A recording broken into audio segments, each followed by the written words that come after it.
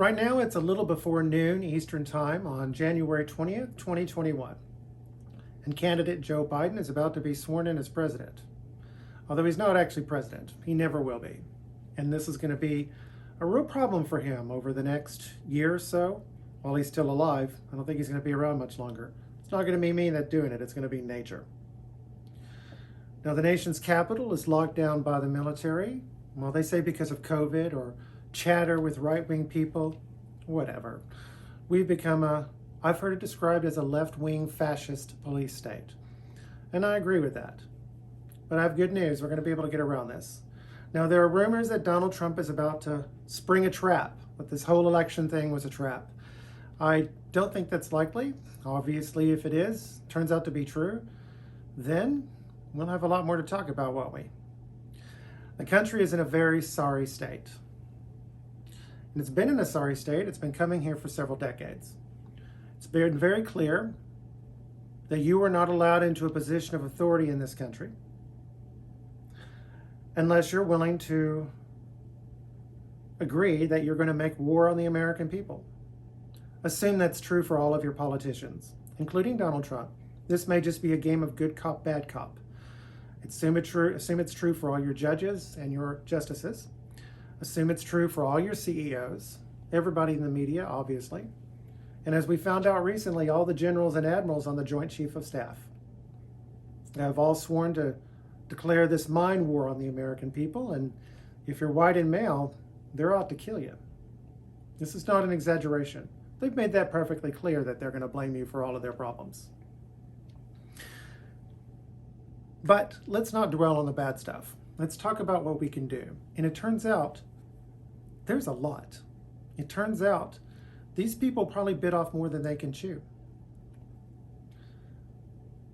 Lately, they've used breakthroughs in trauma research coming in from the last 20 years to weaponize our current healthcare crisis. A doctor can heal and a doctor can torture.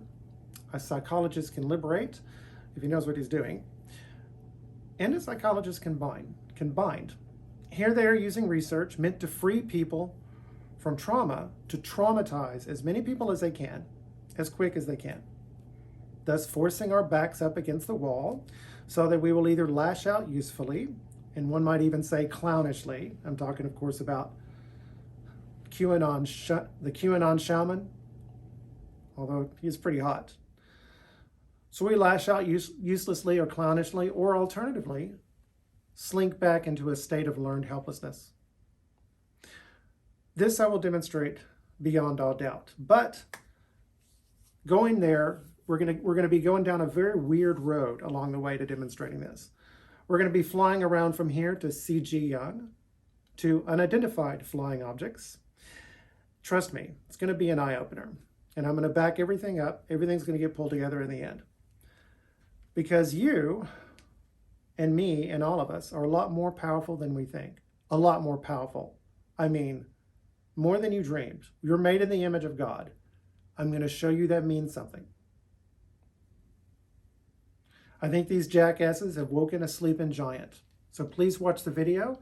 Help make it go viral. Give it a thumbs up. Pass it around. Get as many people to watch it as you can. This is the most important video I've ever made.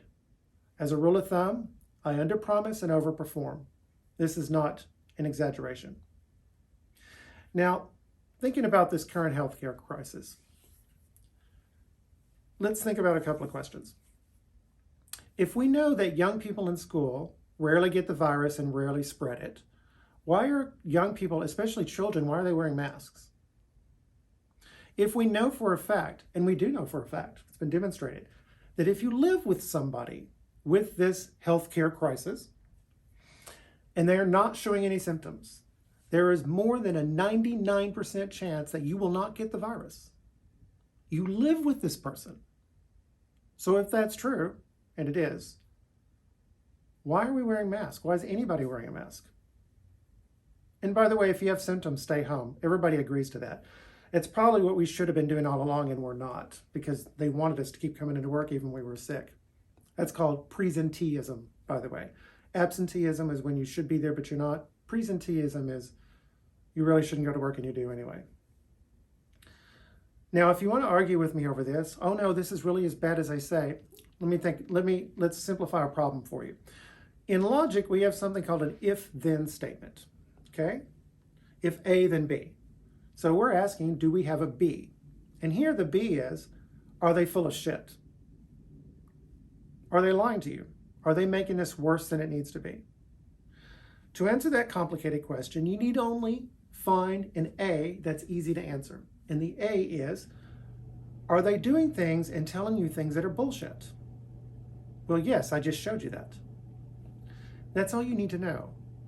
You don't need to overthink it. If A is sufficient, it's the sufficient clause. They call it that because it is sufficient. It's all you need to prove B. You got B proven.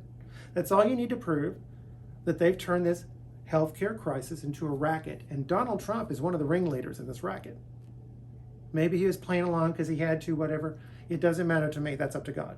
I don't judge. I assume the worst. Not really the worst, but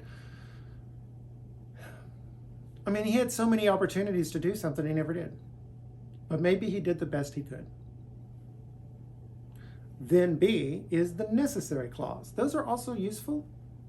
If you can't find an A, then see if you can find it. Okay, if you can't do a sufficient, then do a necessary. What does that mean? Well, you have this haystack in front of you. You need to go look for a needle, but there might not be a needle in there. Okay? In which case, it's wasting your time to go look.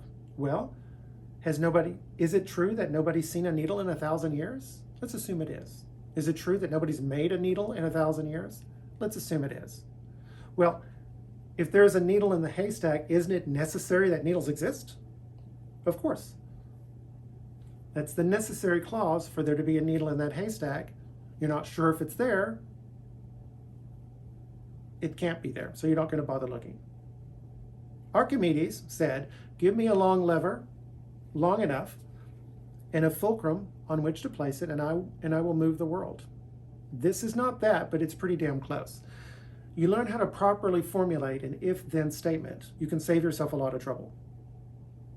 And just so you know, in brain scans, the difference between a smart brain and a brain that's not so smart is a brain that's not so smart is very busy. A smart brain is very placid, very quiet. So it seems like we're in trouble. They got a lot of big problems. They seem to be so powerful. But remember, these aren't the best of the best. These are the best of what they can get. If you're going to sell out your country and your civilization, you're a pretty sorry lot. Anybody that they have, anything that they can do, our people can do better. And besides that, they have some big problems. First of all, they're not the only ones playing this game. There are other players that are a lot bigger than they are. And they are being watched. Qanon is right. He's just wrong about who's doing the watching, apparently. Who knows? Biden's going to be inaugurated while I'm filming this, so who the hell knows? Second, there have been massive breakthroughs in the treatment of trauma over the last 20 years. They're using this to hurt us. But they're very simple principles and shockingly straightforward treatments for even the most profound bearers of trauma, like me, that in many cases barely even require psychological intervention. I have never been more hopeful in my life than I am right now, both for myself and my country. The cat gets out of the bag on this. Here's an example of a shockingly effective treatment. Eye movement desensitization and reprocessing, EMDR. Here's how it works. When we have memories, mostly through REM sleep, rapid eye movement, we integrate the memories in with other memories, and we couch them into emotions and feelings, okay? Now, when you have a traumatic experience, like in your military, PSTD, post-traumatic stress, or one woman talked about how she found her friend's dead body.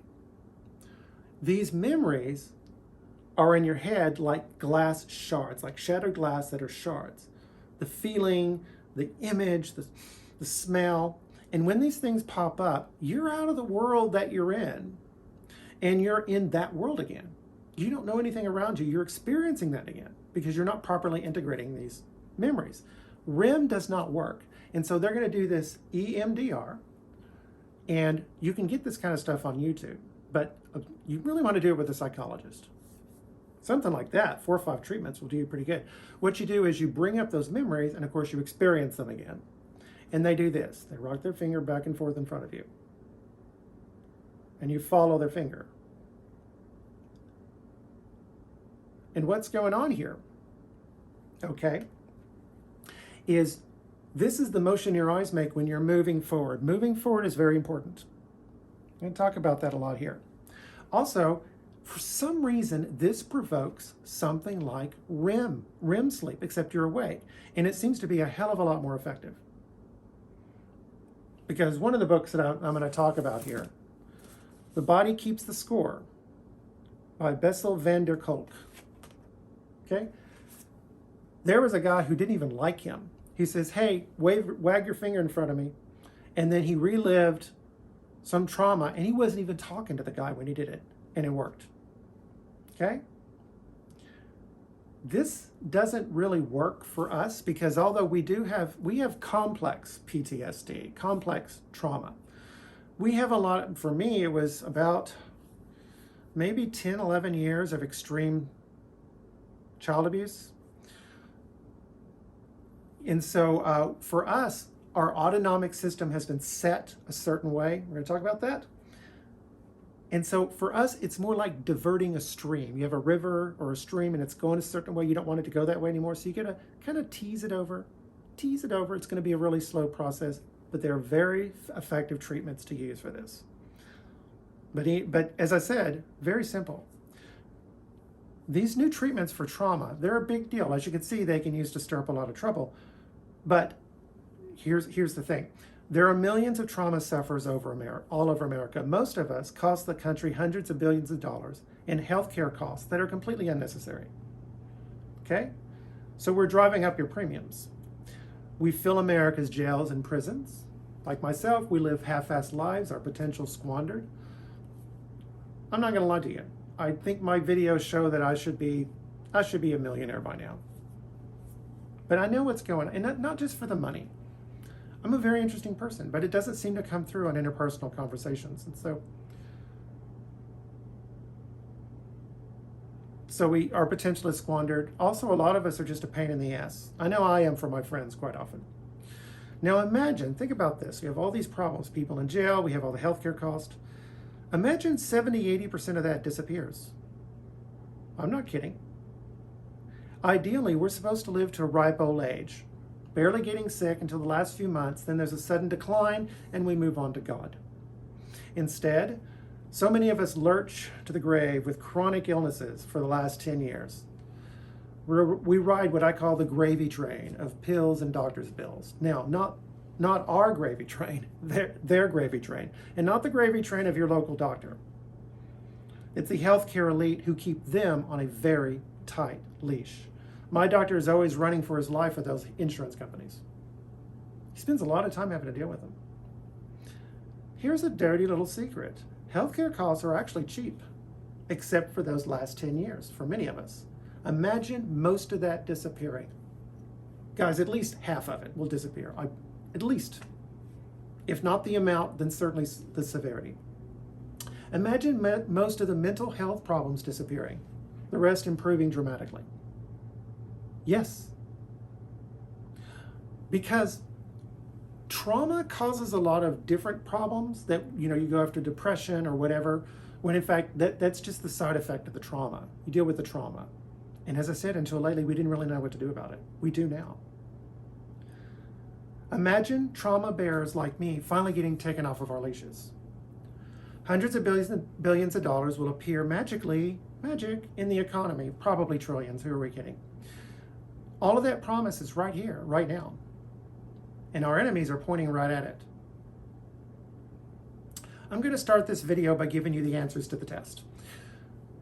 What do we all need to do, and right now, to roll back this damage and head down the road to our new golden age? First, we need to stop using our hands and get ourselves a dance partner. You know what I mean. We need to rock and roll rhythmically and intimately with another human being. Pornhub doesn't cut it. But we can accomplish a lot of this with simple things like actual dancing. or going to a park and playing catch or playing foosball or playing ping pong, something that gets us in rhythm with each other and gets us in sync with each other. Ooga, ooga. Now, this one act, practiced at large, will be a fatal blow to our enemy's designs. In the book here, The Body Keeps Score, he talks about how he deals with traumatized young people who have dropped into what I call turtle. You're going to see. And when he sees them, he knows the look. And he'll be walking by him every once in a while. He'll be bouncing a ball in his hand. And then he'll accidentally drop the ball. And he might kick it to them, and then they'll kick it back. And then they'll go back and forth. And then the next thing you know, they're playing. So many people have memories of playing catch with their dad. That right there is very important. They're covering our mouths. I have a video that I'll link below on masks of a PhD study in the 1990s with masks. It's really sick shit that they're doing, but it's also keeping us from linking together. But they haven't forced us to start wearing glasses to cover our eyes yet, but they're going to come to that because the eyes are indeed the windows to the soul. They're the first place you look when you want to bond. The irony is, this is the last, as a trauma bearer, this is the last place I look. Looking in people's eyes is very intense. By the way, now that I'm thinking about it, there's a study that shows that if you look someone very deeply in the eyes, for like 10 minutes or something like that, you fall in love. But anyway, those of us who bear trauma, it's too intense for us to look in people's eyes. We just can't do it. The irony is that that's exactly what you need to do.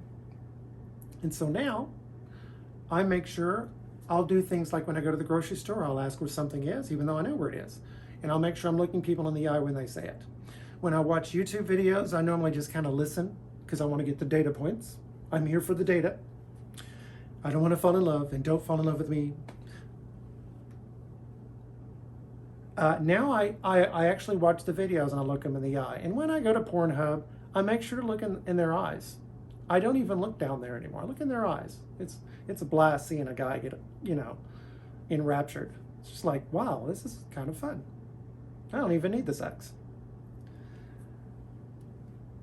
Now, another thing that they're doing, so they're keeping us from bonding, they're messing us up. We rely on each other, we touch each other, we hug each other, kiss each other, we do all this kind of stuff to bond, and this precisely the stuff that you need to get us out of trauma. They're frustrating. That's why they're throwing all the conservatives off the internet. They're firing us from our jobs. Yes, they're doing that because they don't want the competition, but they're also doing that to traumatize us. There's nothing worse than not being seen and not being heard, except for one thing. Everybody telling you that you're not worth seeing and you're not worth hearing. As a matter of fact, gee, it would just be better for the whole world if you just dropped dead in the streets. Because that's really, again, I'm telling you, if you're a white man, they're coming for you. What do I need? I need page 117.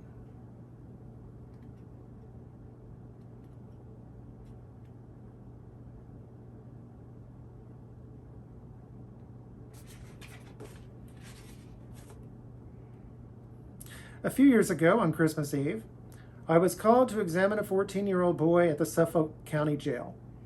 Jack had been arrested for breaking into the house of neighbors who were away on vacation. This is a charming story. The burglar alarm was howling when the police found him in the living room, so he didn't even bother hiding.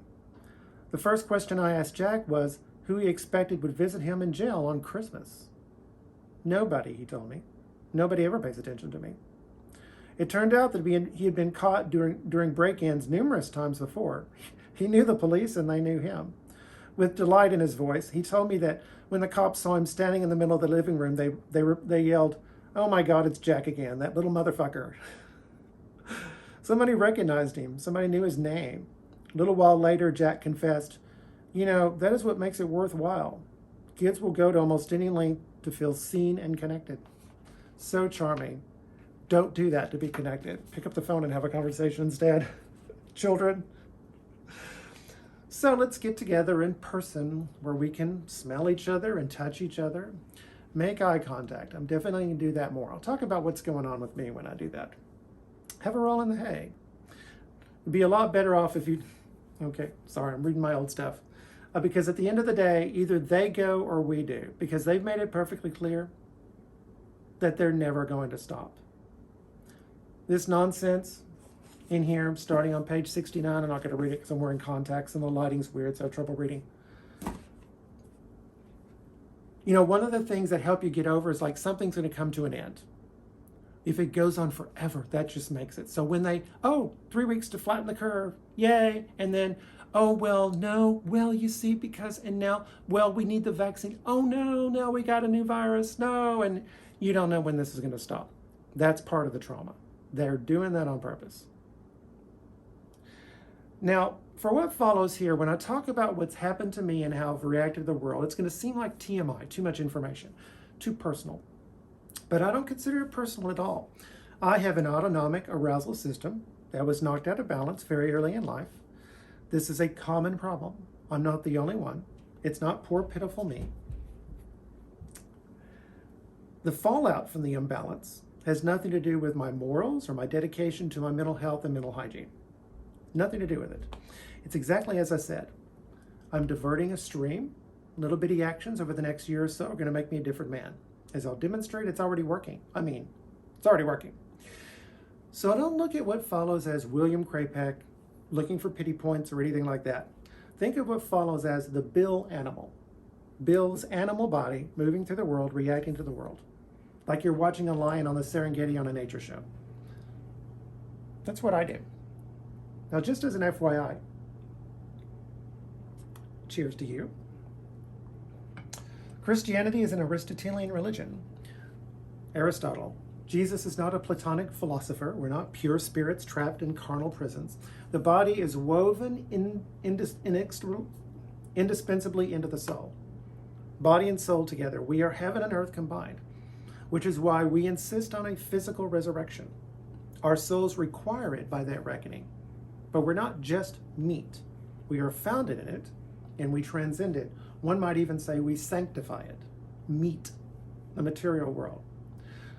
But we do have a meat component, and that's what I'm talking about here. The reason why we get confused by this is because we have bad philosophy and bad theology.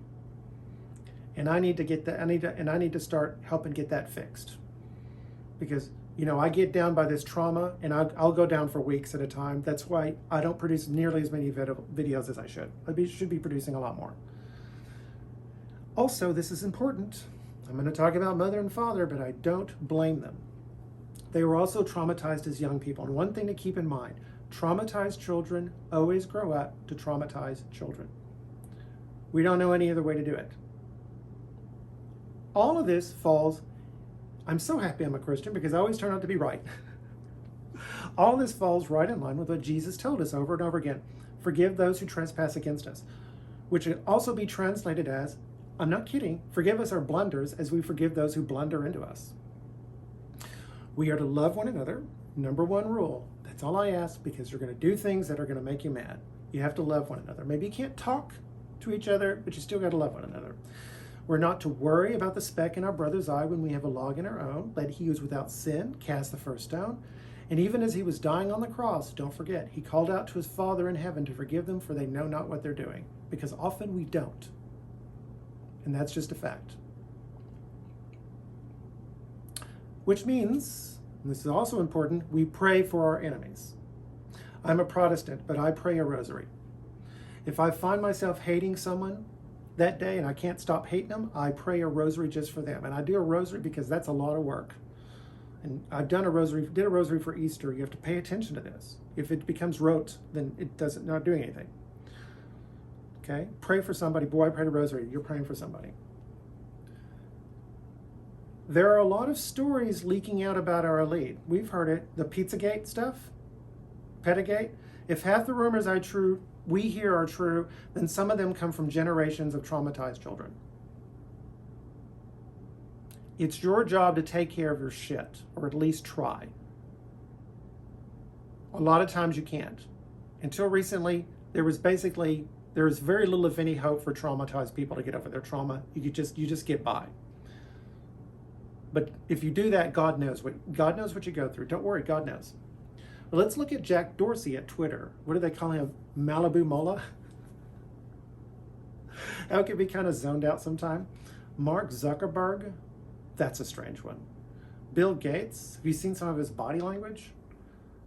What is wrong with you? Nancy Pelosi. Bitch, what is wrong with you? Mitch McConnell. Does Mitch have a normal blink reaction at all? He looks like a fish. From watching their emotional affect and looking at their behavior, I think they're prime candidates for traumatized children in the bodies of grown-ups. You have to love. You don't want anybody to go to hell. I'll link my video below on going to hell.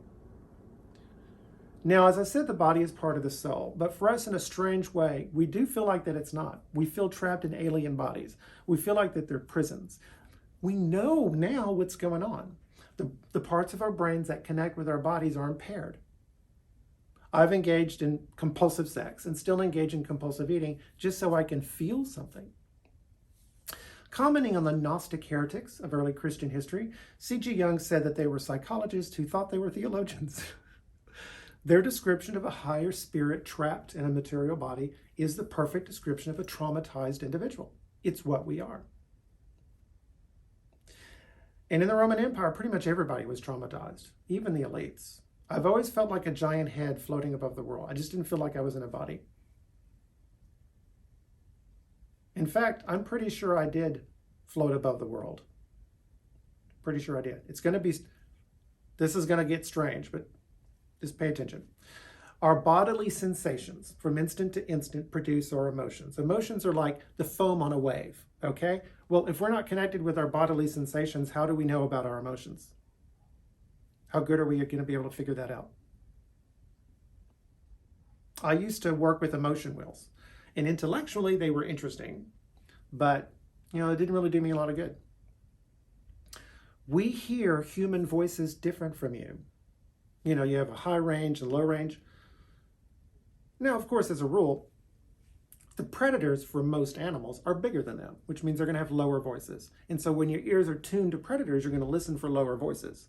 We hear lower voices than you do. Okay? We're trying to tease out danger from voices, so we're tuned to the lower range than you are. So you and I, if you're not traumatized, we can listen to the same person, and it's like we're listening to two different people.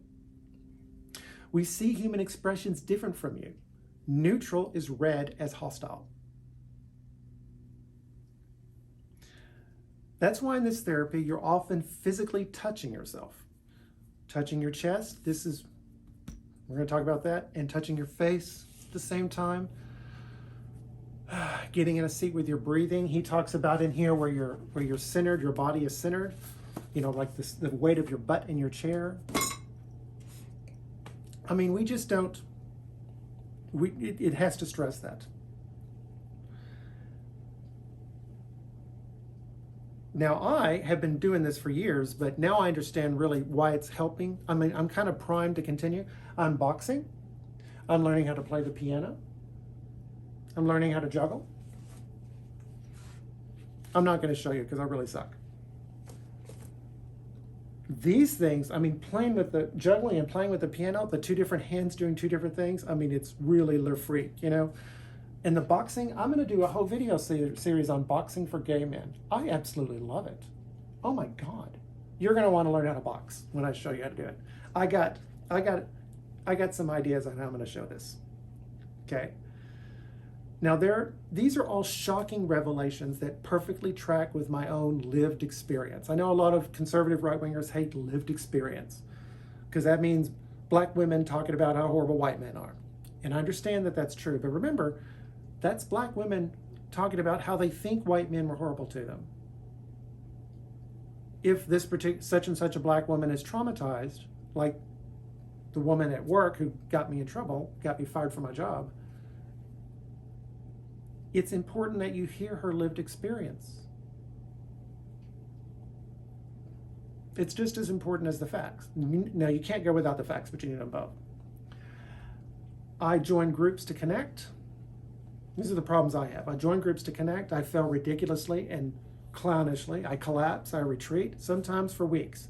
I've quit plenty of jobs exactly that way because I can't.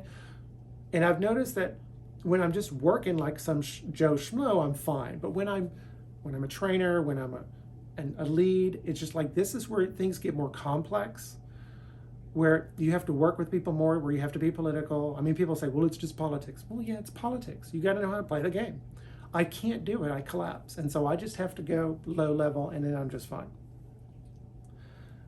But I had no idea how bad this was. And if I'd known, I don't know, I couldn't have even done anything about it. Well, now I know, and now I know. I know how bad it is, and I know what to do. Really, none of this advice is new. The things I have to do is not new. Count your blessings, get up and get moving if you're in a funk. But you're deep in a well here. And if we tend to think of a human voice as a growl, and if we see neutral expressions as hostile, then wouldn't our lived experience prove that none of that works? It's important. That's why it's important to learn lived experience.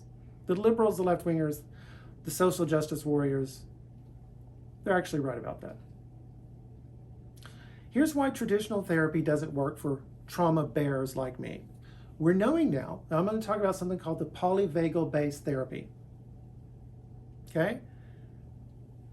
There's therapy, you have to hit high. Most therapy hits high. It's hitting up here at the brain. This therapy hits low. It's hitting up. Physically, I'm not kidding. We have the brain going down, we must control. I have a video, which I'll link below, how the brain and the body work together. You know what, let me make notes. Brain and body. All right. So there's going to have to be high, and this is going to have to be low. This polyvagal theory is coming from the bottom up. It's kind of like C.G. Jung, when he's looking at a patient, it's kind of like we're looking at a volcano, okay? And it's spewing up lava, and we can trace the trajectory, and we can measure the temperature. We might get a ground-penetrating radar. We can go and dissect some of these rocks and with a diamond saw, and we can look at them, and we can get ideas of how they're made. The polyvagal-based approach, we're inside of the volcano. We're looking up at Dr. Jung as he looks down at us. So he did a lot of really good guesses. Jung is combined with the polyvagal theory here in this video. Oh my God, I got a story for you. That's just going to blow your way. Now, the traditional therapy is not useless. The brain-body work that I've done so far will move things along pretty fast for me. I'm primed and ready to go. For example, you have the prefrontal cortex. That's the executive functions. Now, normally it shuts down when you're in the grip of the trauma, but for me, I don't think it does because I watch it happening, okay, because of all of my psychological training. But it's kind of like you live in a village by the sea, yeah, and you go to a hill, a high hill, to have a picnic, and you overlook your beautiful village, and then a tsunami comes, and you see it coming, and there's not a damn thing you can do about it. It wipes out the village, it's going to kill everybody. Now I know where the tsunami is coming from. Now I can work with that. Yeah, it's that big a deal.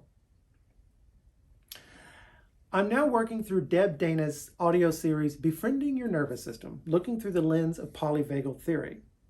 Let me show you how it works. Our autonomic nervous system was handed down in 3 different waves. The first was the dorsal, which arose about 500 million years ago. This is the retreat and withdrawal instinct. Make yourself look small, disappear.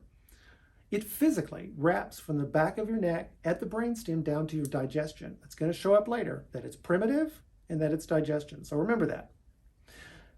The sympathetic showed up about 400 million years ago and was ladled on top of the dorsal. This is the fight or flight. It goes from the back of our neck down to our heart and lungs. Ventral is the last. It's at our brainstem. It is 200 million years old. It is our social autonomic system. Only mammals have it. When we're babies, it peeks around to see whether or not we're welcome in the world and responds accordingly. I was very much unwelcome. This is a hierarchical ladder. You can drop from the ventral to the dorsal, but only by going through the sympathetic. In other words, you call a retreat. Likewise, you can only rise from the dorsal to the ventral through the sympathetic.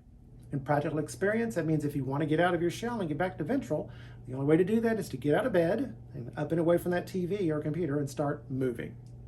Remember, EMDR works because it mimics the movement of our eyes when we start walking. Now, all of this, every bit of it is subconscious. It is physically located at the very bottom of your brain. 80% of the signals go from the body to the brain, but 20% of them pass back down from the brain to the body.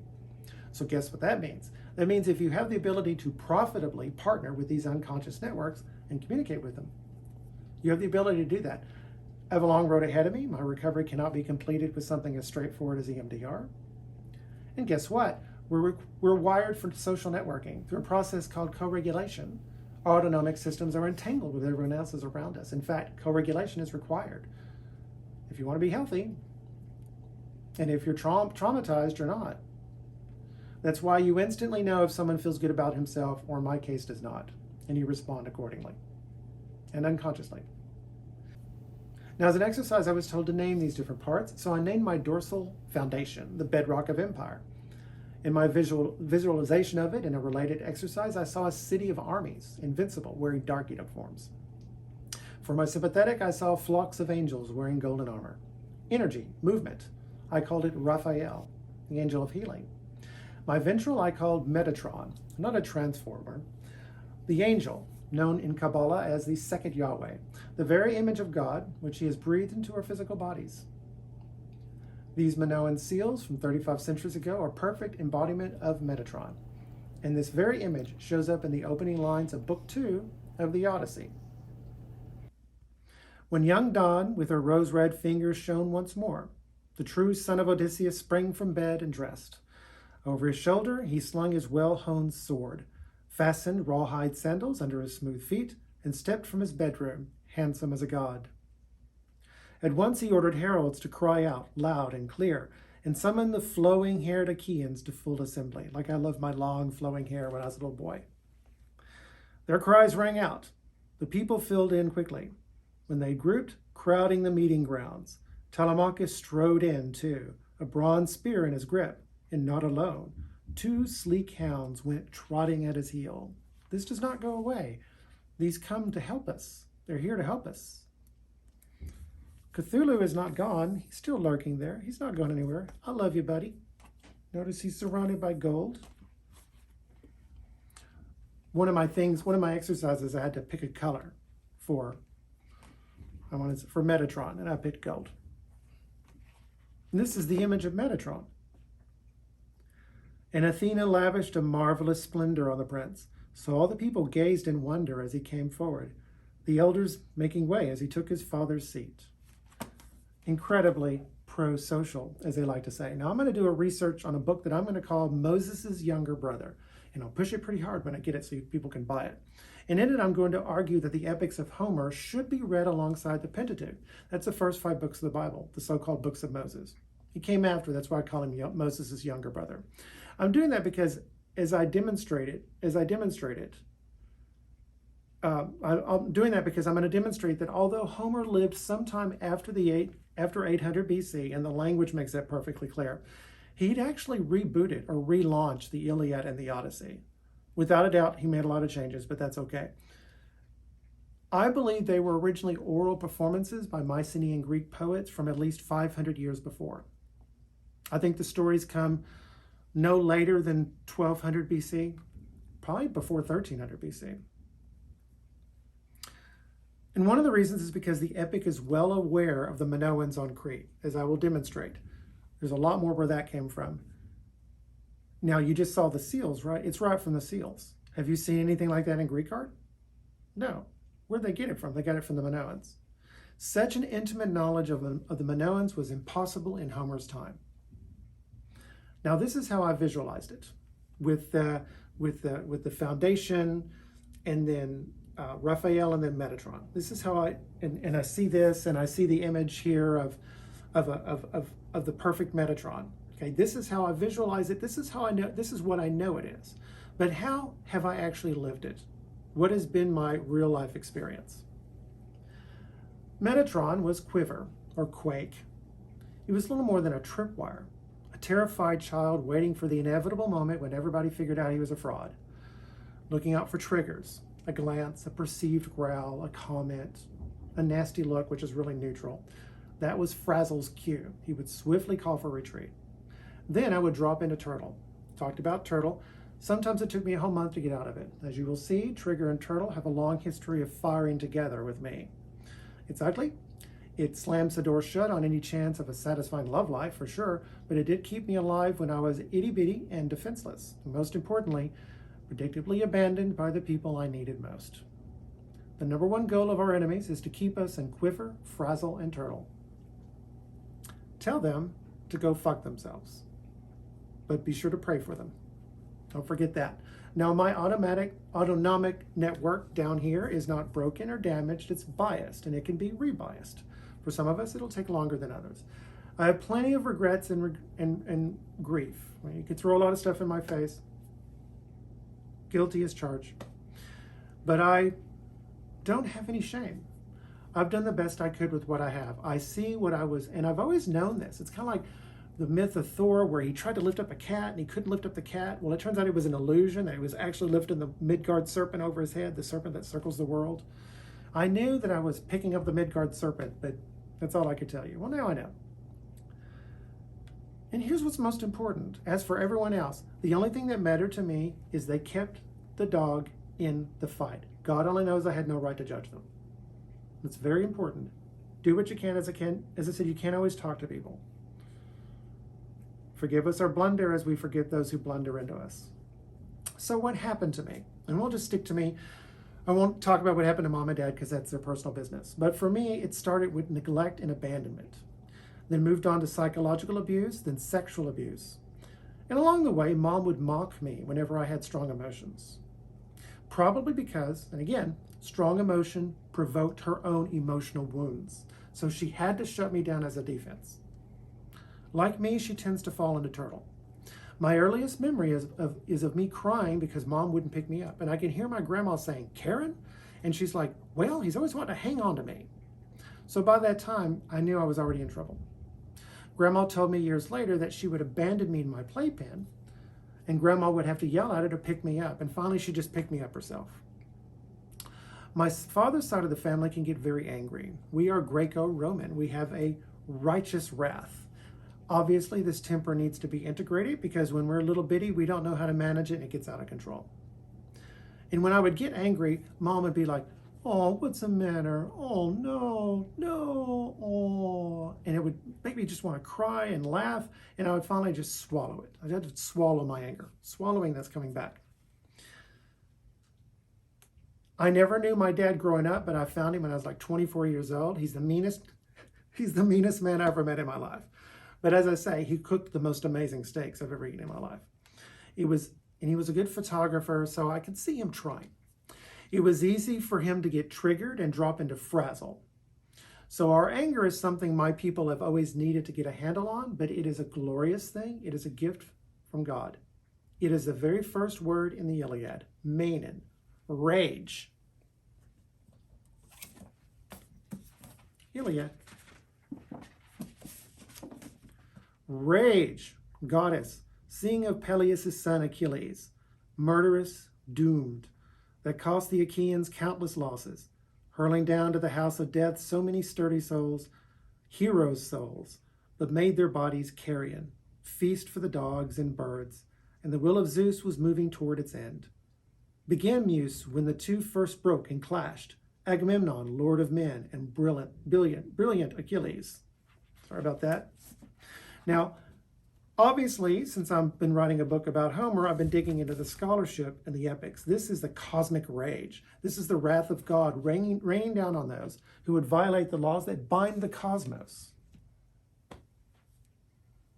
It's what you need to get back in line. Very proud of it. I remember crying because I wanted a dog and she wouldn't let me have it, a puppy. We had a cat that she got rid of, so a common theme's going to show up. Anything that I could use to practice bonding with another human being was taken away from me. Again, no pity party, just an observation. It's too much for my mom to handle, probably. Now, let me be honest. I wouldn't be surprised if me and my sister and my mom were test subjects for the government. Cheers to you. Everything that's been happening to our country over the past 20 years was happening to us back in the 60s and the 70s, every bit of it. And when mom was traumatized as a 13-year-old girl, her family lived near a military base. Later, we would finally get a German Shepherd named Santana. Welcome to the 70s. But right after that, she got a boyfriend who took over the dog and beat it whenever it wouldn't do what he wanted. It was part of his training method, which he used eventually to turn our family pet into the 1970s version of a pit bull, a junkyard pit bull. The last time I saw Santana, he was behind a fence and he couldn't even remember who I was. He tried to kill me. And that's what people I love do. They try to kill me. Yes? and now our government. What makes the situation worse is the whiplash. When we bought Santana, we were living with Grandma, but right after that, we rented a house, and me and my mom and sister lived together for the first time ever. And we had a dog. Let me tell you something about Santana. You know what almost killed me? He tried to get away from us. Like the first minutes he was with us, and he got nicked by a car. And he went under the house of our neighbor, and I went down to get him. This is a big old black German Shepherd, and I was like right in his face. A perfect stranger, and he was terrified. And he vomited as he went under the house, and he didn't hurt me. We were in life and death situations plenty of times because of that boyfriend of hers. She didn't care. He was more important to her than we were. The classic behavior of a trauma bearer. You always go back to your trauma. I can't blame you for that. Do what you can. Do what you can. Later, we were taken away from her and put into a state home. There I was raped by a much older boy, twice. Later, on a bus trip home for Christmas vacation, I was molested by an old man. All this happened before I hit puberty. When I look at little boys at that age, I cannot imagine laying a hand on them. I cannot fathom it. Such a delicate age, they're about to become men. So important. I was put in with that older boy because I was taking a bath with another little boy one afternoon. He was younger than me, but less than a year, and neither of us had hit puberty yet. An older boy had. He was 5 years older than me. That older boy had. He's 5 years older than me. Me and the other boy were having fun. We were taking a bath in the middle of the afternoon. The sun was still out. We were taking a bath. We're swimming in the pool, but we're in the house, and we're naked. It's amazing. It was so much fun. So another older boy showed up. He crouched down beside the bathtub and leaned into it. He dipped his hand into the water, and he said, "You're both horny." And we were. We had a heart on. But I didn't even notice. I couldn't put words on how I was feeling after he said that, but if I could, I would have said something like, "You're a fucking asshole. Why the fuck did you have to ruin everything?" It occurred to me while I was writing the script that he might have told the house mother on duty that we were fucking in the bathtub. So then, boom, raped twice. Again, another older boy who was not him. Whiplash. I'm on my way to Grandma to see Grandma for Christmas. Hooray! I get molested by an old man. Whiplash. That's the worst. That's the worst. And that's what the people I love do. They try to kill me. Yes. Everyone hates me. Everyone wishes I were dead. Everyone waits for me to make even a tiny mistake so they can pounce. They hate me all this time. Now's a chance to go psycho on me. I tell you, when I make mistakes, the consequences are typically dire. And that's why I typically steer clear of the game of life. And that's why I'm down here in the shallows when I should be in the deep blue. Now, does this sound familiar, what I go through? Oh, the clown virus scamdemic, the election. They refuse to hear you. They won't listen to us. At least give us an answer. No. Even our so-called friends in the Republican Party. Deplatforming. People flooding into our country, taking our jobs and treating us like shit. They're all doing that on purpose. Don't drop into turtle like I have the last 8 months. Don't lash out with frazzle. Once again, the answer is to the test. Look everyone in the eye. Pick up the phone and make a visual phone call. I'm going to do more FaceTime and stuff. See their faces. Go have sex. Roll in the hay. Go play catch. And bide your time. This is a very expensive program they're rolling out. It takes a lot of effort. They're doing this because they have to. They're terrified of us. That's why they have that army occupying Washington. They're scared shitless of us because they know if there were justice in this country, they know what would happen to them. If we follow the simple principles of connecting with other people, then we will be cushioned from their PSYOPs campaign and it will come to nothing. And then once we get through this, we can settle accounts. And one last thing. All of these men and boys who were a nightmare, they were all black. The woman who got me fired from my job was black. I think Black Lives Matter and Kamala Harris are the fruits of that research into my family, into me and my family, and to other families just like us. It's an especially galling way to humiliate white people, not because we're racist, but because we don't want to seem racist. And so we resist defending ourselves because we don't want to be misread. And just like you, I gave everyone a fair shake. I still do. Forget the race thing when you're dealing with the individual in front of you, or the sexual orientation or whatever. Even if it's a heterosexual white guy, imagine that. I remember one Christmas, his family asked me if I wanted white meat or dark meat, and I wanted white meat, but I said dark meat. I want to seem racist, although actually dark meat is better. Now, when you go through this, you're going through what I go through, the only thing you think about is keeping a cool head and staying alive. You live in your head, though, so you have no idea how bad things are with you, but there are hints. Several times in my life, people said I had an amazing smile. They wished I would smile more. I remember logic class. He glitters when he walks. Well, what does that mean? All times he walks, he's glittering, or all times he's glittering, he's walking? Or is it both? Now, a woman I was with was laughing. She thought that sentence was about me. He glitters when he walks. There were plenty of times in my life when people just glowed around me when they got my attention. And I was like, what? I was baffled. What's going on here? Okay. Now I start to see what's going on here. When I was getting ready for my family reunion last July, which was nearly ruined by the clown virus scamdemic and still broke our family since then, I spent the few weeks leading into it scanning in family photos so I can give everybody a copy. And I was shocked by the old photos of me. You could see the impact of the neglect and abuse written all over my face. I saw what everybody was talking about. I saw that smile. I was a cutie. And I really did glitter when I walked. You can't see it here, but I got dark hair and hazel eyes. Everybody loved my eyes. I love my long hair Achaeans, my groovy clothes. I would say, forgive me, it's the 70s, but I still think those bedclothes I'm wearing on the right are fantastic. Here on the left is right after the nightmare started. I remember everything about that kitchen. I hated these people. I hated this city. I hated this house. It shows. I'm still smiling, but the light is dimmed. It's not genuine. Later, except for brief flashes, it would disappear completely. Notice my flat emotional affect on the right with my father. That's typical for me. My mother has the same look on her face. We're both turtle people. Now it's time to bring together C.G. Jung and the polyvagal theory. Because when I was in Jungian theory a few years ago, I had a dream about a fish, and it was kind of a big breakthrough. Now water, a fish, primitive animal, now water is the symbol of the unconscious par excellence, okay? My early dreams in therapy, I wouldn't get within a mile of water.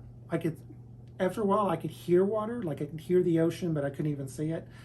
And then I was swimming in a fountain at a mall in my underwear and everybody's watching. You know, it's dreams, what do you want? And now I'm swimming in the deep blue. And all of a sudden this giant fish or shark or whale or something comes up and swims beside me. And it's like, it's thrilling, it's scary, there's like electricity going through me, okay? And then the fish just comes up beside me and then it starts diving and I want to follow it, but I can't. And just a little flick of its tail and it goes down in the deep till I can't see it anymore. Okay, primitive fish, what does that sound like? Right, this is foundation, okay? After I started working on this, I had another dream about a fish. I'm standing over the commode and it's open, the seat is up, and it's clean or anything, but there is a fish floating in there. And it's a gorgeous fish, and its mouth open like it wants me to feed it the egg. It's a boiled egg. And it's beautiful and it's white. Well, what else floats in a toilet bowl? Well, you know, except they're not white, are they? And so what is this telling me? This is telling me that I was literally overwhelmed by my stomach, ruled by my stomach. Okay, now things are back to proper scale. It's not evil, it's not bad, it's still there, it's still my friend, but it doesn't rule me anymore. Okay? This is confirmed by the fact that I was watching a video on BitChute, and they had the scenes. It starts out with these scenes from the people at the Capitol building on January 6th with all the noise and the screaming, and it upset me. And because the servers of BitChute are not quite up to snuff, I tried to speed through that part and I couldn't, and it was making me really upset. And you know how you have butterflies in your stomach? It's like I had electric hornets in my stomach, back to my stomach. The binge eating, back to my stomach. Whoa. Electricity. So what do you think I'm doing about that now? Well, I'll watch scary stuff or stuff that's upsetting just so I can get that tingling, to get used to that. I'm literally ruled by my stomach. You know, I need more nuance here. 80% comes to my brain, but another 20% goes down. I can say, listen, there's no reason. I normally just react to this because I'm just used to this, because my life was in danger as a child quite often. So no time for questions. We got to run. That time is over. I don't have to do that anymore. I can relish it. I can relish being upset and relish being mad. Now you got to titrate this, as one of the terms that they're using. You got to go slow. But now I know to do this, and it's kind of delightful, to be honest. Okay. Now, by the way, if you want to learn how to work with dreams, and that's what you do. Now, God might send you a dream that needs to be interpreted. But really, typically, you want to work with dreams. I did an app for the iPad years ago called Dream Parlay. Like you parlay with the enemy, or I'm parlaying with the fish, parlaying with Cthulhu. Basically, I use C.G. Jung's technique. The body, we have a psyche plan for our psychology, just like we have a physical body plan. 2 arms, 2 legs, a head. And basically we have a conscious orientation, and then we have a personal unconscious, and then we have a collective unconscious. To deal with the personal unconscious, you do the typical word association. What do you think of when you think of your mother? What do you think of when you think of a carp? A carp is like the Japanese use carps. They're beautiful. They put in the Japanese art.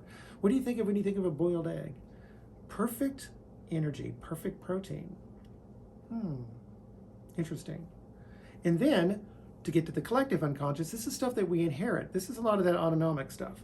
And you get not dream dictionaries, but, although suppose that might work, symbol dictionaries. The Penguin Dictionary of Symbols, okay? A Dictionary of Symbols by C.E. Sirlot, whatever. An Illustrated Encyclopedia of Traditional Symbols. And finally, in the Archive for Research in Archetypical Symbolism, the Book of Symbols. And that's how you do it. That's how you work through this. This is such a fantastic meeting of Jung and polyvagal theory that is just absolutely blowing them away. Now, this is going to get weird. When I was at the state home, we were at a camping trip. And I told this bullshit story about how when I was born, these UFOs showed up out of nowhere. The sky was full of UFOs. And it was bullshit, and I kind of backed down. Turned out it was true. There was a major UFO incident 90 miles away from where I was born. It was major. It's called the Exeter Incident. And here's the thing. I used to build models of the Starship Enterprise from Star Trek growing up back in the 70s. And you had different names for different starships if you wanted. You can do the Farragut, you can do the Lexington and Concorde, but I would always do the USS Exeter. The Exeter Incident. Okay? So let me walk through the Exeter Incident. And I'm going to tell you before I do this, what is going on here? What is this UFO? And the answer is, don't laugh, this UFO is me. I'm coming in for a landing. Now, as I talk about this, it doesn't matter whether or not they're lying about this incident. Because if they're not lying about their incident, somebody put the details of this into their heads. Again, that would be me. And it's not that I am a prophet of the Lord. This is how powerful you are. You. So when I'm talking about me, I'm talking about you too. But I believe that something this spectacular, this public happened because God was getting everybody ready, because God saw this coming. I told you, far more powerful than these jackasses are watching. And they've been acting all along. This is the Muscarello sighting. So this is like an Italian-American, it looks like. On September 3rd, 1965, at approximately 2 a.m., 7 hours before I was born, 18-year-old Norman Muscarello was hitchhiking to his home in Exeter along the New Hampshire Route 150. Muscarello had recently graduated from high school and was 3 weeks away for leaving for service with the United States Navy. A few weeks after I got out of high school, I joined the Navy. He had been visiting his girlfriend at her parents' home at nearby Amesbury, Massachusetts. Since he did not own a car, he would hitchhike to and from his girlfriend's home, a distance of about 10 miles, 16 kilometers. However, at that hour of the morning, there was little traffic on the highway, and Muscarello had walked a good part of the distance. After reaching Kensington, a few miles outside Exeter, Muscarello noticed 5 flashing bright red lights in a field, which he initially thought might be the lights of a police car or fire engine. The lights illuminated the surrounding woods and 2 nearby houses in brilliant red light and made absolutely no sound. One house belonged to the, wait for it, the dining family, the dining room where you eat. Come on. Who were not at home at the time. Muscarello became terrified as the object, which he estimated between 80 and 90 feet, 24 to 27 meters in diameter, began to move silently towards him. He dived into a ditch beside the road. The lights changed direction and hovered over the dining farmhouse. So I'm hovering over the farmhouse, the dining farmhouse. Muscarello ran to the house, pounded on the door, and yelled for help, but no one answered. Oh, story of my life. I need somebody, and nobody answers. The object then moved away and disappeared into the woods. Seeing the headlights of an approaching car, Muscarello ran into the road and forced it to stop. The middle-aged couple in the car drove the frightened youth to the Exeter police station. At the police station, Muscarello, pale and visibly shaken, told his story to Officer Reginald Toland, who worked the night desk. Toland knew Muscarello and was impressed by his obvious fear and genuinely agitated state. Toland radioed police officer Eugene Bertrand Jr., who earlier in the evening had passed a distressed woman sitting in her car on New Hampshire 108. When Bertrand stopped to ask if she had a problem, the woman told him that a huge object with flashing red lights had followed her car from Epping, 12 miles away, and hovered over the car before flying away. Oh, so there's a woman that I'm trying to catch up to who's running from me. I'm not making this up. Bertrand considered her a kook, but did stay with her for approximately 15 minutes until she'd calmed down and was ready to resume her drive. So she's in turtle, just like Mom. After arriving at the police station and hearing Muscarello's story, Bertrand decided to drive back to the dining farm with Muscarello and investigate the field where he had seen the lights. Cheers to you.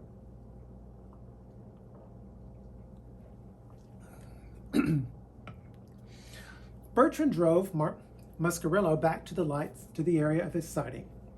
From Bertrand's patrol car, they first saw nothing unusual. However, when they left the car and walked towards the woods where Muscarello had first seen the objects, some horses in the nearby corral began kicking the fence and the sides of a barn, making loud, frightened noises. Just like my more primitive unconscious instincts. Dogs in the area began barking and howling, so they're going into frenzy. Bertrand and Muscarello then saw an object slowly rise from the trees beyond the corral. Bertrand described the UFO as this huge dark object, as big as a barn over there, and with red flashing lights on it. The object moves silently towards him, swaying back and forth. Okay. Now there's a fuel plane that fuels jets that has something that hangs down that sways back and forth, and the lighting that they're describing, it's that lighting. And they're saying, well, it's one of those planes. It's like, no, it's not. You'll see, it's not one of those planes. My father was at Plattsburgh Air Force Base. That's where I was born. He was a mechanic for those planes. And they were, at that night, they were doing maneuvers. Okay? So this is something that I probably got from my father, an image that he saw, that he was used to.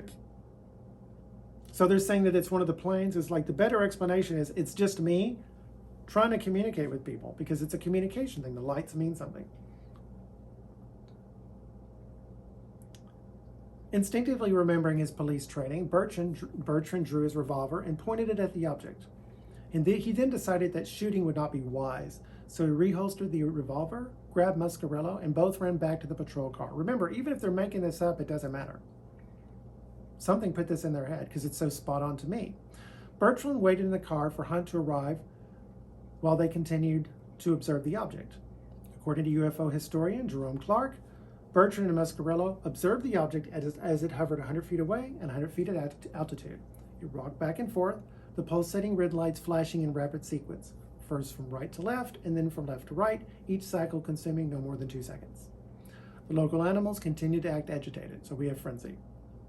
And they've retreated, so they're internal. The object was still there when Hunt arrived and also watched it. The object finally rose over the trees and disappeared. Hunt soon heard the engines of a B-47 bomber as it flew overhead, and later he told journalist John G. Fuller that you could tell the difference between the UFO and the bomber. There was no comparison.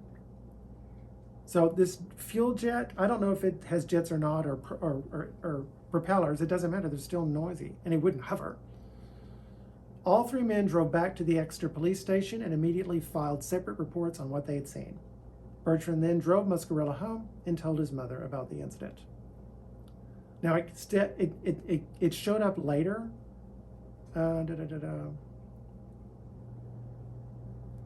Okay, it showed up to another woman. I think it was... Anyway, this is spot on to me. So we have the big fish that seems so impressive that turns into the carp. And then we have this big UFO that turns up.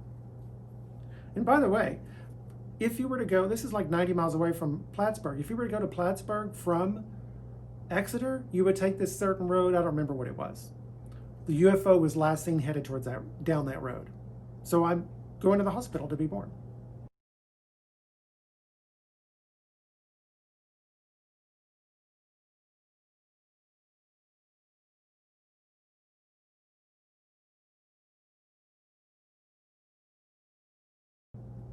Again, this isn't just me with the will of God. Obviously, it's the will of God. God acts through all of our life. This is what we are. This is what we are.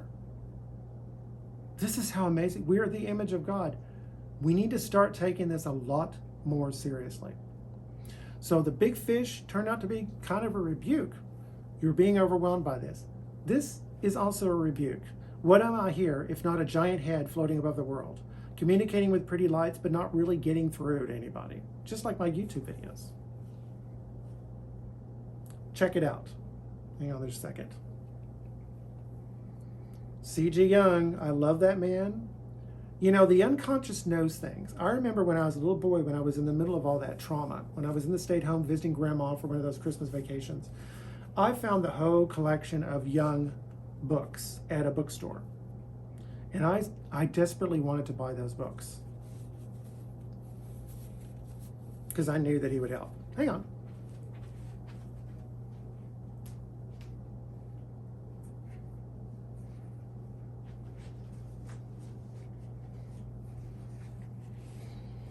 Here's one of the volumes. This is the Archetypes of the Collective Unconscious. The Red Book Cgi. This was the most famous book never published for decades. This is Carl Jung working through his stuff. It can be kind of creepy, but it is just fantastic. Page 54 and 55 of his book, because he page numbered it. Look at this. There's your volcano, the serpent in that volcano, the primitive reptile, the Doric. Over here, there's your fish. This is the image of balance. By working with art, and this is what they have you do for this kind of therapy, you're dancing, you're working with art, singing is amazing for that vagus nerve system. This is the image of balance. You got the big fish below. This is a boat being steered. Now, who is that? That's Raphael. And then you have the sun disk. It's like very Egyptian. That is Metatron. This is another image of balance. C.G. Jung did everything well. God bless the man. God bless the man.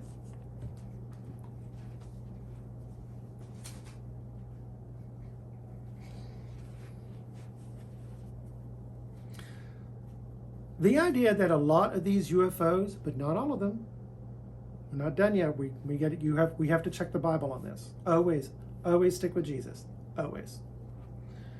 The fact that a lot of these UFOs, but not all of them, are in fact us, flying through the air might be weird to you, but it isn't to me. There's a man in northern Italy who I used to follow on Facebook who keeps posting photos of UFOs flying over his house. Now, I always knew it had to have something to do with him. Maybe he was one of their test subjects. And now I suspect maybe they're all him or others joining him.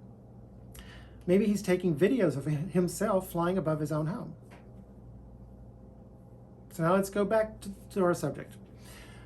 The hostile elites who rule us, the polyvagal model of therapy, CGI, and UFOs, all confirm that I need to get out in the world. We all do. Make eye contact, be more conscious. I need to be more conscious when my stomach alarm goes off. Let it learn how to be more nuanced, not be so reactive. Because, ta-da, Christianity was right again. Okay, and I'm Christian, I have to follow that. The body is part of the soul. And when we can understand that, we can tell these psychos to go fuck themselves and then run off and pray for them. And our new golden age can begin. A golden age where we can glorify God, who is our Father in heaven. But we need to be careful. Careful, we're not the only ones flying around up there. There are spiritual species there too, and not all of them like humans. And many of them are in overt rebellion against God. Yes, and there can be no doubt whatsoever that our enemies are getting plenty of help from them. I have no doubt. They have fallen in with these. Pray, pray, pray that they extract themselves from them.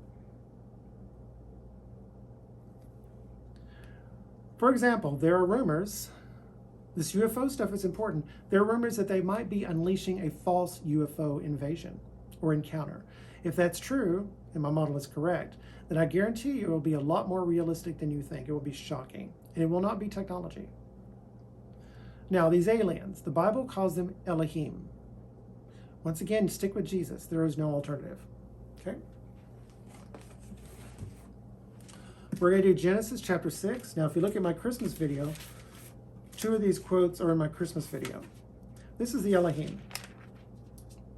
When men began to multiply on the face of the earth, and when the earthlings began to multiply on the face of the ground, and daughters were born to them, the sons of God, the sons of Elohim, the Elohim, saw that the daughters of the earthlings were fair. Adam means earth, earthling, and it became his name because he was originally the Adam, the earthling. So in the Hebrew, and in the Hebrew when it says the Adam, I say the earthling, or the earthlings. Okay. Then Yahweh said, my spirit shall not abide in the earthling forever, her spirit and body, for he is flesh, but his days shall be 120 years. The Nephilim, apparently the mighty ones, they're not quite sure, were on the earth in those days, and also afterward, when the sons of God, the Elohim, came into the daughters of the earthling, and they bore children to them. These are the mighty men of old, the men of renown. Now, they are men, they're using a different word. They're not calling them the Adams, because they're not human anymore. Okay? Now, the other one I've read is Deuteronomy 32:8. Before I move on to Genesis, I'm also working on a book that I call 3 False Witnesses. You've been lying about the Bible and homosexuality. So I'm going to go over Sodom and Gomorrah, the Leviticus passage, a man sleeps with man. I'm going to go over Romans chapter 1. I'm going to show you that those passages not only have nothing to do with homosexuality, they don't have anything to do with each other, and you're screwing up biblical theology. You are dismantling Christianity in the face of its enemies.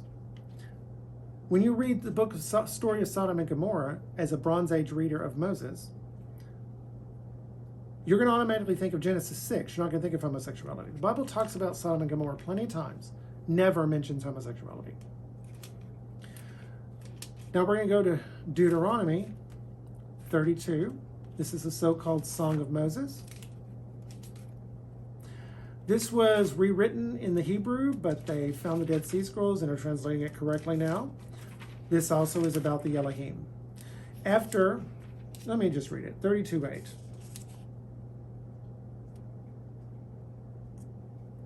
When the Most High gave the nations their inheritance, when he separated the sons of men, the sons of Adam, he doesn't say the Adam, it says Adam. He fixed the bounds of the peoples according to the number of the sons of God, the Elohim. He fixed the bounds of the people according to the number of the sons of Elohim. Now, it says here, I pause because it says here the sons of Israel, but that's not true. That got rewritten.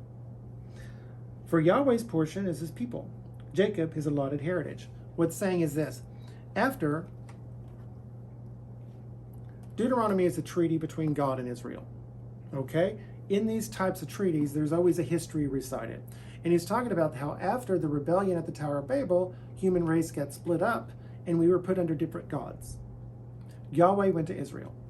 The difference between Yahweh and Zeus or Baal or Marduk, Teshub, is that Yahweh is God Most High. That's the difference. So that's what that's saying. So again, this is the Elohim. This is stuff that are flying around. Now this one is Ephesians 6, 10 through 20. Matthew, Mark, Luke, and John, Acts, Romans, Corinthians, there's a song, and then Galatians and Ephesians. Corinthians, Galatians, Galatians, and Ephesians. We're looking at Ephesians 6, 10 through 20. And again, I put a note in here. If you don't stand with Jesus while you're flying around up there as a UFO, they're watching you, and right now we're at their mercy. Yes. Finally, be strong in the Lord, in the strength of his might. Put on the whole armor of God, that you may be able to stand against the wiles of the devil. So this is carrying on this tradition from the Old Testament. For we are not contending against flesh and blood, but against the principalities, against the powers, against the world rulers of this present darkness, against the spiritual hosts of wickedness in the heavenly places, for whom Mitch McConnell and Nancy Pelosi work. Pray for them that they get out of it from under their thumb. Therefore take the whole armor of God, that you may be able to withstand in the evil day, and having done all, to stand. Stand therefore, having fastened the belt of truth around your waist, and having put on the breastplate of righteousness, and having shod your feet with equipment of the gospel of peace, just like Telemachus, the son of Odysseus, getting up. The image of Metatron. Beside all these, taking the shield of faith, and with which you can quench all the flaming darts of the evil one, and take the helmet of salvation and the sword of Spirit, which is the will of God. He put his well-honed sword over his shoulder. Pray at all times in the Spirit, with all prayer and supplication. To that end, keep alert with all perseverance, making supplication for all the saints. We pray for each other, because we're a family. And also for me, that utterance may be given to me in the opening my mouth boldly to proclaim the mystery of the gospel, for which I am an ambassador in chains, that I may declare it boldly as I ought to speak. Amen. Father, Son, and Holy Spirit. Amen. Oh, I have one more. 1 Samuel 28:3. Now here's where I connect us with the Elohim. Okay, we are in fact one of the Elohims. They hate us because we're heaven and earth combined. What's the note? They hate us because we're even more powerful than they are. Once we're resurrected, we will dwarf them. This is exactly why their servants here on earth want to traumatize us and enslave us. They're doing it on purpose. 28, 3 through 19. Now Samuel the prophet had died, and all Israel had mourned for him and buried him in Ramah, his own city. And Saul, the king, had put the mediums and the wizards out of the land. Okay?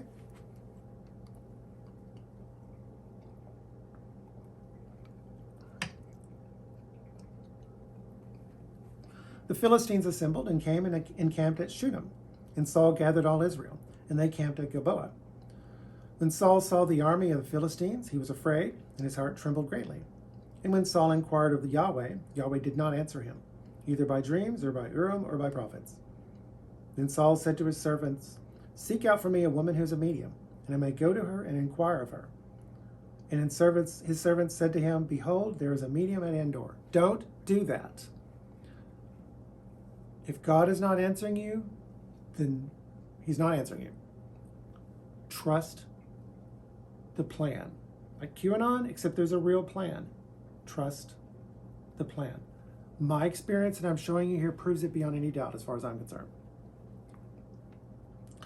So Saul disguised himself and put on other garments and went, he and 2 men with him, and they came to the woman by night. And he said, "Divine for me by a spirit, and bring up for me whomever I shall name to you." The woman said to him, "Surely you know that's what Saul has done, how he has cut off the mediums and the wizards from the land. Why then are you laying a snare for my life to bring about my death?" But Saul swore to her by Yahweh, as Yahweh lives. Oh, you're going to bring him in? I know you didn't. And at least he's going to keep his promise. No, as Yahweh lives, no punishment shall come upon you for this thing. Then the woman said, whom shall I bring up for you? He said, bring up Samuel for me. When the woman saw Samuel, she cried out with a loud voice. And the woman said to Saul, why have you deceived me? You are Saul. The king said to her, have you no fear? What do you see? And the woman said to Saul, I see a God, I see an Elohim, coming up out of the earth. We are earthlings, but we have this power. He said to her, what is his appearance? And she said, an old man is coming up, and he is wrapped in a robe. And Saul knew that it was Samuel, and he bowed with his face to the ground and did obeisance, because this is an Elohim. Then Samuel said to Saul, why have you disturbed me by bringing me up? Saul answered, I am in great distress, for the Philistines are warring against me, and God has turned away from me and answers me no more, either by prophets or by dreams, because he does talk to you through dreams. Therefore I have summoned you to tell me what I shall do. And Samuel answered, well, what do you think? He said. Why then do you ask me, since Yahweh has turned away from you and become your enemy?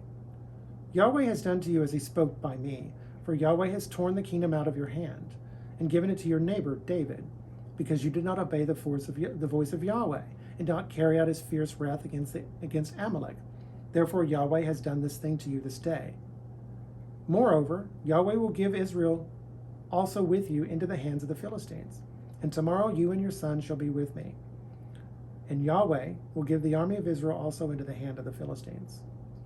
So he falls down full length upon the ground, and the woman has pity on him. It's very touching, but a great tragedy. People put down the Bible. It's up there with Hamlet. I mean, this stuff is just amazing.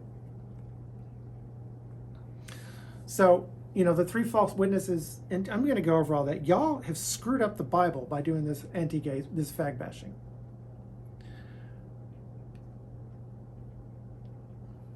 So because of this, I would have done just as badly, even if there were no black people in my life. I still would have been traumatized. And when I did boxing, I would kind of get sad about the boxing, because I would have been a really good boxer. I would have had a really cute boyfriend. I think about that little boy in the bathtub, or someone else like him. He had blonde, curly hair. He looked like an angel. So I see a little boy like that, and we're friends, and we're always sleeping over each other's houses. We take baths together. We sleep together, usually naked, because it's fun. And then one day our bodies bloom, and we learn all about how they work with each other. And no matter who we ended up with for the rest of our lives, those days would always be some of our fondest days. And he would have been my first boyfriend. Now it's just tears in the rain. We're not done yet. God will help us. Think about what I've been talking about here. Trauma and how we trauma bearers are disconnected from our bodies. How we engage in extreme behavior just to feel something. How we either go crazy in frenzy or collapse into turtle. Think about the gay men going crazy in the 70s and getting AIDS. You lied about the Bible. You used it for centuries to terrorize us gay men from the time we were little boys. You need to own up to that, and you need to think about this. And I say this out of love, because now it's come back at you. And I don't say, back at you. I tell you, I'm horrified by this. It's heterosexual white men who are being demonized. Your suicide rates have gone through the roof. Your lifespans are collapsing. You're not going to college. So, God bless you, and God bless us all. Let us love one another and pray for one another, and no matter how bad it gets, keep your dog in that fight. God bless. I'd meant to upload this video on Inauguration Day, but I think the Holy Spirit delayed my work for a reason, because this day might actually be better, because it's the first day of a new age. The American Republic is dead. And I think YouTube commenter Ramsey Paul got it right, as he's gotten everything else right up until now. We now live in a left-wing fascist state. And if nothing changes, this is going to turn into a left-wing fascist police state. But also, because I had time to think about this video and what I filmed yesterday, I wasn't done editing it last night when I went to bed, and as I got to working on it with fresh eyes after a good night's sleep today, I noticed a lot of important details that I would have missed if I'd sent it up. That's why I had to add a lot of notes. Now, I especially had to loop through the Exeter Incident. And when something like that happens, I treat it like it's a dream. And you need to do the same thing. Now, once again, I am not a prophet wholly under the Lord. Millions of people can tell you stories just as fantastic as mine, if not more fantastic. But you need to understand that the symbols and dreams and the details of events like this are complex and inexhaustible. And you will have to work through them and loop through them several times. Now, some of these events and some of these dreams are really important, and you might be looping through them for decades and looping through those symbols hundreds of times if you have to. So consider this an example of dream work that you can do for yourself. And that's going to be especially pertinent in today's world that I'm going to show you. Now, I have to tell you, I always thought I was here for a reason. And I will further add, I believe for decades that I picked this life on purpose, no matter how awful it's been. I think the collapse of the Republic was that purpose. I think I was sent here to get ready for that. And the fact that all the weird details of my life have suddenly snapped into place and made sense to me certainly indicates that. Now, I've talked about a lot of these things in previous videos, but they were in isolation. They were a mystery. Still mysteries. Remember, this stuff is inexhaustible. I believe I was sent by our Lord to scout out the positions of our enemy and relay it to you, his soldiers. And that's what I'm doing now. My dream work on the Exeter Incident, and I do call it dream work, confirmed to me that I already knew what I was in for when I landed. So the incident was not just a rebuke to me that I'm living in my head and I need to stop doing that, but also a signal I sent to me myself that I'm not crazy, I'm not a kook, and it's exactly what I think it is. But I want you to understand that I not only knew what I was in for when I landed, but that I was given 2 opportunities to back out of this when I was a little boy. I'm not a poor innocent victim. I picked this, and God was protecting me all the time. In the original script for this video, I was actually going to talk about what follows, but I thought, you know, Bill, you're just making this all about yourself, so I cut it out. But now I realize that I have to tell you this because it's not just about me, it's also about you. I think this will be a comfort to you. And I think this will be a signal to you and proof to you that you are not crazy. You are not a kook, and it's exactly what you think it is. These people are evil. Every evil act they commit, every shitty comment they make, it's getting logged in. And Jesus Christ himself is going to throw it all back in their faces, and they're not going to get away with it. The QAnon online was a fraud, and a major fraud. But there really is a QAnon. There's one in heaven. He's the real deal. I think he used and abused his worldly counterpart to condition millions of Americans for that real deal. And perhaps, I think, this is where dream work comes in. I think this is the way the heavenly QAnon actually works. And by working with this counterfeit down on earth, you actually sort of got yourself primed to do proper dream work. Now let me tell you my story. So I'm a little itty bitty. And this is, of course, I'd already been abused and neglected. Well, neglected. Because I'm living at grandma's, otherwise I wouldn't be living at grandma's. But this was a special house on Elizabeth Avenue. This house has showed up in my dreams for several years. And when it shows up in dreams, it's like I'm always finding rooms in there that I didn't know anything about. If you know about dream work, you know that's a big deal. And the front yard was especially sacred for me because we had a tree in the front yard, a pecan tree, that I thought was the biggest pecan tree in Wichita Falls. And we had this real high front porch that I'd never seen anywhere else before. This is a special place. And I'm playing in this front yard when a group of people, a crowd, gathers in front of me. Now, they're invisible, I can't see them, but I know there's a crowd there. And somebody asked me, they said, do you want wealth or do you want the truth? And I said, I want the truth. And he said, even if it hurts. And I said, even if it hurts. A couple of days later, I'm playing in that front yard, this sacred space of my family. And the crowd shows up again. And I know they're there, and I look up, and somebody asks me, do you want wealth or do you want the truth? And I said, I want the truth. And he said, even if it hurts. And I said, even if it hurts. And then they were gone. Now, the riches of this world are not worth it. I knew that even when I was itty bitty. Watch my video on my journey to hell. Pray for these people, because if they do not repent of this sin, then they will go to a very nasty part of hell that has been set aside especially for them. And they will not be able to say they weren't warned. That is a God-damnable lie. The Gospel of John, chapter 15, 18 through 27. If the world hates you, me, keep in mind that it hated me first. So why would it be any different for us? If you belong to the world, it would love you as its own. As it is, you do not belong to the world, but I have chosen you out of the world. That is why the world hates you. Remember what I told you. A servant is not greater than his master. If they persecuted me, they will persecute you also. If they obeyed my teaching, they will obey yours also. Are they obeying their teaching? So they're not going to listen to you. They will treat you this way because of my name, for they do not know the one who sent me. Don't listen to their pious words. If I had not come and spoken to them, they would not be guilty of sin.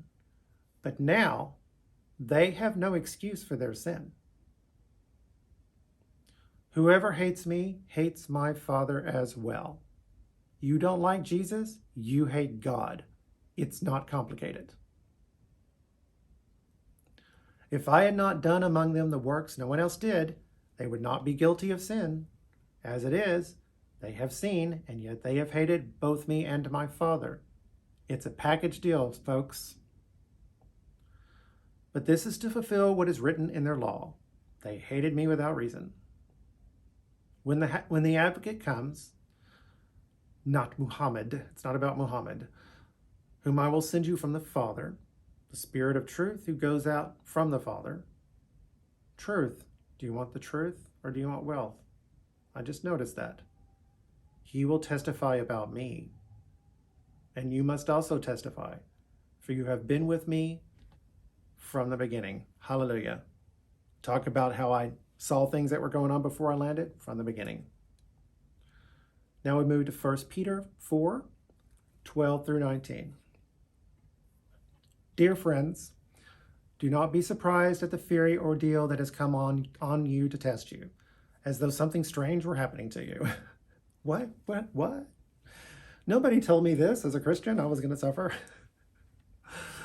But rejoice inasmuch as you participate in the sufferings of Christ, so that you may be overjoyed when his glory is revealed. We participate in redeeming the world. That is why we suffer.